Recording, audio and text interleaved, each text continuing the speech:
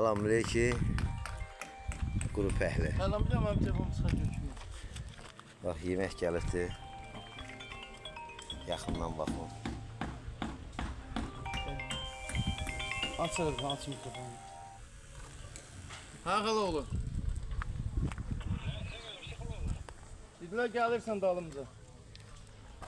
Salatıdır. Pomidor üstündə limonlu Dedilər zadı. dalımıza gəlirsən. Çörəyidir. Bu da fıstar oyudur. Supdur, sup. Asıl bu boşqabda, yəni elə şey yoxdur. Hansısa qabda gəlsin, hansısa bir şey eləsin. Haycan.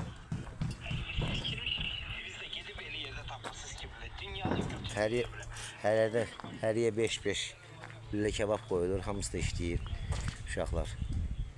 Bunu paylaşmamın səbəbidir ki, çox suallar verirlər. Hələ axşam inşallah yatdığı yerlər, uşaqların da yatdığımız yerləri mən də orada yatıram. Yatdığımız yerləri çəkib paylaşdım Allah'ın izniyle.